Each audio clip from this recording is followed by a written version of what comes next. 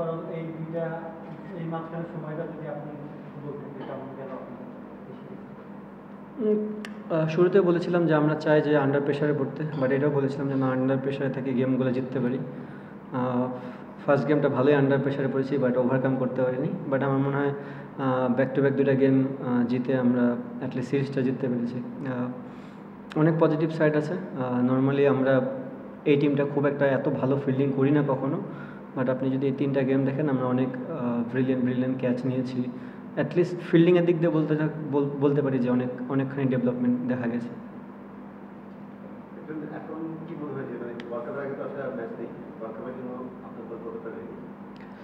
মনে হয় দল অনেক আগে থেকে রেডি ছিল। যখন এশিয়া কাপ আমরা খেলেছি তখন থেকেই আপনি যদি দেখেন যে প্যাটার্নটা এই কয়েকটা প্লেয়ারই খেলতেছে, তার মানে বোঝা যাচ্ছে যে দলটা আগে থেকে রেডি ছিল। এখন একটা জিনিস যে থাকবে, প্লেয়াররা বিপিএল খেলবে, বাংলাদেশের সবচেয়ে বড় একটা ক্রিকেট। আমার মনে হয় যে যেখানেই খেলুক, যে কোনো টিমেই খেলুক, তারা বেস্ট ক্রিকেটটা খেলবে এবং ওই বেস্ট ক্রিকেটটাই আবার যখন আমরা ন্যাশনাল টিমের হয়ে আসবো তখন আবার খেলার চেষ্টা করবো।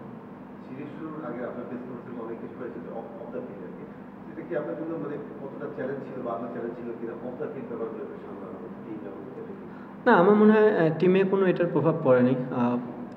নর্মালি ছিল সব কিছু। যেহেতু আমরা প্রফেশনাল প্লেয়ার, আমরা মাঠে গেলে আবার মাঠে ক্রিকেটটাই খেলি, সো ওই দিক দিয়ে আমাদের কোনো প্রবলেম হয়নি।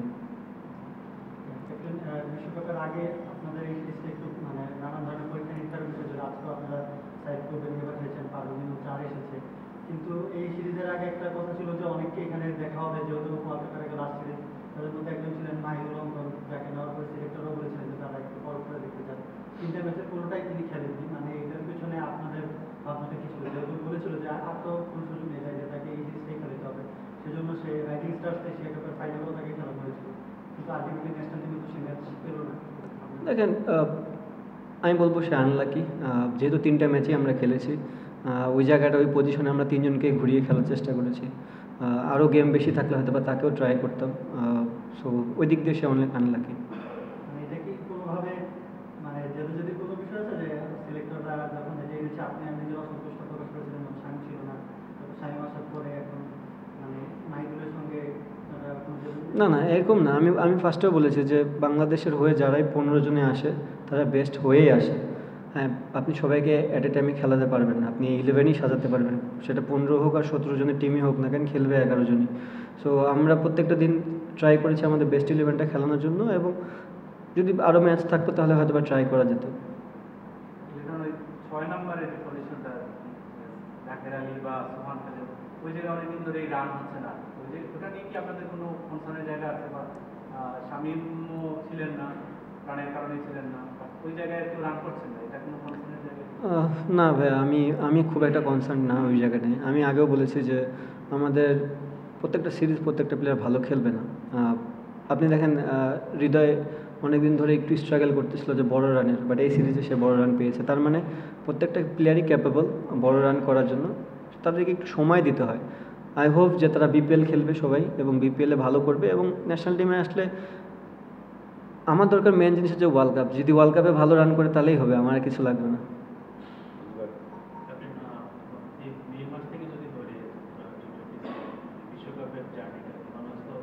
যথেষ্ট ম্যাচ খেললো বলা যায়, ডিফারেন্ট কন্ডিশনে, ডিফারেন্ট অপোনেন্ট, ডিফারেন্ট কম্বিনেশন আপনার ট্রাই করছেন, আপনি নিজে খেলছেন, আজকে সাইড টপ 4 নিয়ে অনেক মানে আপনারা যথেষ্ট চেষ্টা করছেন ডিফারেন্ট সিচুয়েশনে ডিফারেন্ট প্লেয়ারকে চান্স।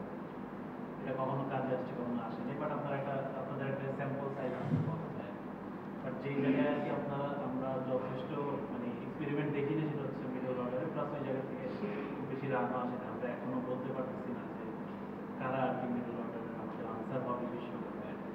এতগুলো ম্যাচ পরে ওই জায়গাটায় কি আর একটু বেশি করা যেত কিনা, এখন থেকে পেছনে ফিরে তাকে দেখে আপনার কি মনে হয় কিনা আরও কিছু প্লেয়ারকে ওই জায়গায় সুযোগ দেওয়া যেত, কিছু কম যারা কি রেগুলার সে তো অভিযোগ সেটা মানে আমাদের বলাই যেত না, ধরে রাখতে পারে ওরকম জায়গায় যে আরও কয়েকজনকে ট্রাই করা যেত কিনা, মানে আপনার কি মনে হয় এখন যেহেতু আমাদের হাতে? আমার মনে হয় ভাইয়া আমরা যথেষ্ট পরিমাণে ট্রাই করেছি, মানে একটা টিম বিল্ড আপ করার জন্য যে জায়গাগুলোতে হাত দেওয়া দরকার অনেক রিস্কও নিয়েছি, অনেক জায়গা পূরণ করার চেষ্টাও করেছি। আপনি যদি আজকে দেখেন, আজকে লাস্ট ওভার ফিস কিন্তু বল করেনি, সাইভ করেছে। সো মানে কি একটা জিনিস হচ্ছে তাদেরকে গেম টাইম দেওয়া এবং চ্যালেঞ্জ ফেস করা। আমি তো জানি আমার ফেস কী করতে পারে, তাকে যদি আমি 2টা গেম ব্যাক টু ব্যাক নাও খেলাই, 3 নম্বর গেমে যাই ও আমাকে কী দিবে সেই বিলিফটা আমার আছে। বাট যারা গেম খেলে না তাদের জন্য ওই জায়গাটা সিচুয়েশনে পড়াটা খুব ইম্পর্টেন্ট। সো আমরা এই একটা বছর ধরে অনেক ট্রাই করেছি অনেক জায়গায়। আমার মনে হয় আমাদের যে বাঞ্চ অফ ক্রিকেট একটা সার্কেল আছে 15, 16, 17টা প্লেয়ার, তারা অলমোস্ট রেডি এই জায়গাটা খেলার জন্য। আর দেখা যায় এখন সামনে বিপিএল আছে, বিপিএলের উপর অনেক কিছু নির্ভর করবে তাদের কনফিডেন্সটা কেমন থাকে। বোলিং এর ক্ষেত্রে আমরা আপনাদের যে ইয়াটা আছে সবাই কম বেশি ম্যাচ করছে ডিফারেন্ট সিচুয়েশনে। বাট ওই যেটা বললাম ওই ফেজটা আর কি আমরা এখন বলতে পারছি না কি আমাদের মানে যদি হৃদয় পড়বে না অঙ্কন এখনো ম্যাচ পায় ওই জায়গাটা আর কি আমাদের ওই শূন্যতাটা থেকেই গেল। আমরা মেয়েতে ওই ডিসকাশন করলাম, ডিসেম্বরে এসেও সেই ডিসকাশন। ওই আপনার কি মনে হয় কি এই জায়গায় আমরা একটু আমি আপনারা চিন্তা করেছেন, বাট আমি কিন্তু প্রেস কনফারেন্সে বলেছি যে হৃদয় বিগ ম্যাচের প্লেয়ার। সো হ্যাঁ, না না আমি বলতেছি বিগ ম্যাচের প্লেয়ার, সে ওই জায়গাটা ক্যাপেবল দেখে ওখানে আছে। তো আমার কাছে এটা নিয়ে কখনোই সেকেন্ড টাইম কোনো থট আসে নাই যে ওখানে কাউরে ট্রাই করে দেখার জন্য। আমার কাছে মনে হয় যেসব প্লেয়ার এখানে আছে তারা ভেরি মাচ ক্যাপেবল। ওয়ার্ল্ড কাপে খেলে ফেললেই হবে, আর কিছু লাগবে না। আপনি মাথায় হয়তো আপনার একটু পুরো স্কোয়াডটা সাজানো আছে ওয়ার্ল্ড কাপের জন্য, তারপরে একটা বিপিএল আছে আমাদের ডোমেস্টিকের একটা নেতৃত্ব। প্রমিসিং যদি কাউকে পান, মানে will you pick him up in your squad? এটা বলাটা এখন খুবই কঠিন, যেহেতু বাংলাদেশ একটা বড় লিগ। কোনো প্লেয়ার যদি এক্সট্রাঅর্ডিনারি ক্রিকেট খেলে অবশ্যই তার জন্য জায়গা ওপেন স্টিল। কারণ আপনি প্লেয়ার চুজ করবেন কীভাবে, পারফরমেন্স দিয়ে তো চুজ করবেন। But at the same time আপনাকে এটাও বুঝতে হবে যে প্লেয়ারটা পারফর্ম করতেছে তার কি টিমে জায়গা হবে কি না। কারণ টিমের যে প্লেয়ারটা ওই জায়গায় যদি পারফর্ম করে থাকে, আপনি তো পারফর্ম করা প্লেয়ারকে বাদ দিতে পারবেন না। তো সব কিছু মিলায় এখন অনেক একটা মাস আছে, আমরা চিন্তা ভাবনা করি। আর তার থেকে বড় জিনিস, সবচেয়ে বড় যে ব্যাড নিউজটা সবসময় হয় যে ইনজুরি। দোয়া করেন যেন ইনজুরিটা না হয় কোনো প্লেয়ারের। ক্যাপ্টেন ইমনকে আমরা আজকে 4-এ রেখেছি। সাধারণত তিনি 4-এ ব্যাটিং করেন, ওপেন কিংবা ওয়ান ডাউন ব্যাটিং করেন। নির্দিষ্ট কোনো কারণ বেশি? নির্দিষ্ট কারণ দেখেন, আমরা সাইফকে অনেকবারই ওপেন 4-এ ট্রাই করেছি। সো ওয়াই নট, আমরা চিন্তা করলাম যে ইমনকে একটু করে দেখি। কারণ একটা জায়গায় ফিক্সড হলে আপনার গেমটা একরকম চলবে, বাট আপনি যদি ডিফারেন্ট রোলে খেলেন তাহলে আপনার কখনো সেকেন্ড থট আসবে না যে আপনি এই পরিস্থিতিতে পড়েন নাই, বা ওই চিন্তাধারাতে আসবেন, নেগেটিভ কোনো চিন্তা আসবে না। তো সেই জন্যই আমরা তাকে ট্রাই করে দেখলাম। আমার মনে হয় ওভারঅল ইমন ভালো করেছে এই জায়গাটা আজকে। শেখ মেহেদী লাস্ট ম্যাচে এসে বলেছিলেন যে বাংলাদেশে না থাকার জন্য এটা মানে অসন্তোষ জানিয়েছিলেন এবং বলেছিলেন যে মানে তাকে কোনো ব্যাখ্যা দেওয়া হয় না, মানে কেউ একাদশে না থাকলে আপনারা এক্সপ্লেন করেন না, মানে এটা যদি বলেন নানান কারণেই তো থাকতে পারবে না। মানে না দেখেন, অ্যাজ এ ক্যাপ্টেন হিসাবে আমি 11 জনই নামাইতে পারবো। সো আমার কাছে মনে হয়, এই জন্যই বললাম যে আমরা একটা বছর ধরে সব প্লেয়ারকে ট্রাই করেছি। আপনি কাউরে খারাপ বলতে পারবেন না। শেখ মেহেদী আমাদের match winner, same goes to নাসুমের ক্ষেত্রেও কিন্তু নাসুমও ম্যাচ উইনার, আবার রিশাদও ম্যাচ উইনার। সো যখন আমি দেখবো যে 2টা স্পিন খেলাতে হবে, তো ওই জায়গাটা একটু টাফ কল। সামটাইমস আমার পারফর্ম করা প্লেয়াররা বাদ পড়ে, বাট তারাও অ্যাকসেপ্ট করে নেয় এই জিনিসটা। খুব ভালো টিমমেট আমরা সবাই, এবং আমরা সবাই জানি যে টিমের জন্য যে জিনিসটা দরকার তারা সেই জিনিসটা অ্যাকসেপ্ট করে। এবং আমি এখনও বলছি, ভবিষ্যতেও যদি এরকম মনে হয় একটা পারফর্ম করা প্লেয়ারকে ড্রপ পড়তে হবে এবং কিছু করার নেই সেটা, বাট সবাই এটাতে ইউজ টু এখন এই মুহূর্তে। জি এক্সপ্লেন করা হবে না কেন। ওই বাংলাদেশকে 4-এ খেলানোর ক্ষেত্রে আজকে স্বামীকে নিয়ে এত কথা হলো, ওই কথাই যাচ্ছিল না।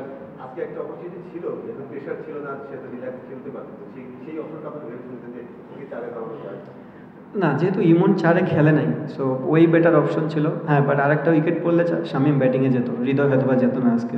সো তারা একটু গেম টাইম দেওয়ানোর চিন্তা ভাবনা ছিল।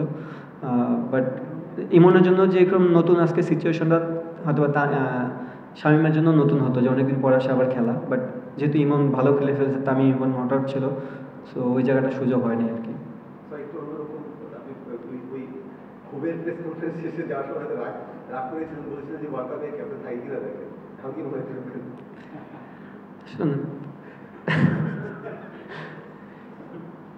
আমি জানি না এই কথাটা কেন আসছে, আমি তো প্রেসে বলিনি, রাইট?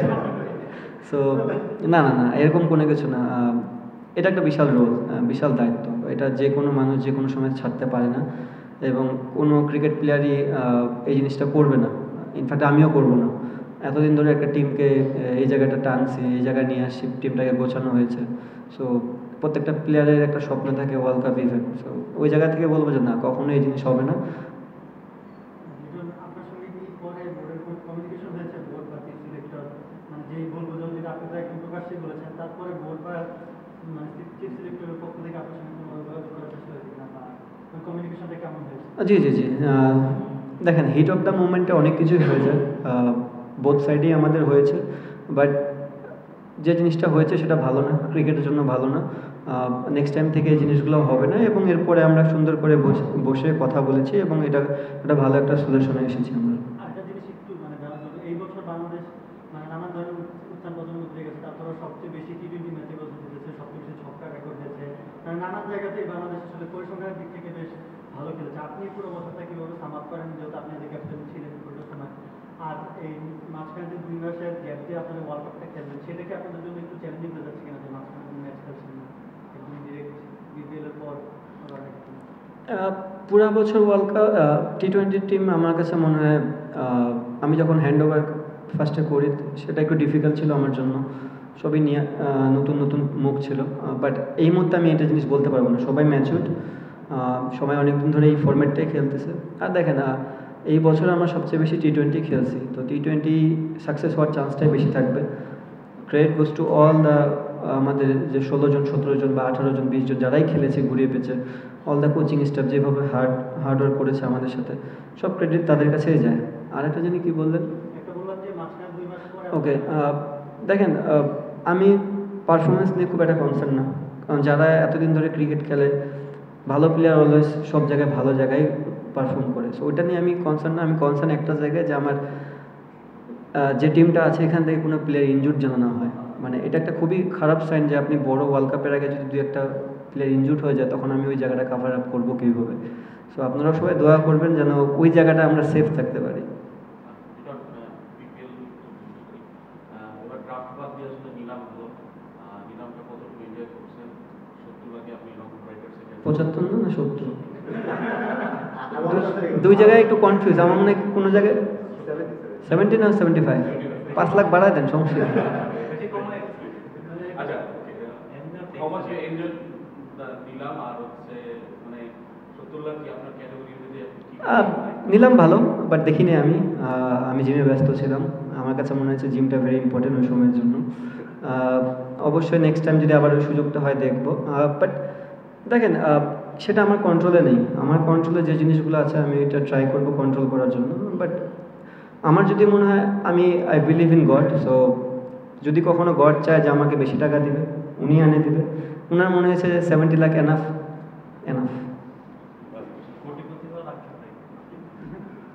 আমি বললাম না, I believe in god, so যেটা আছে আমি সেটাতে হ্যাপি।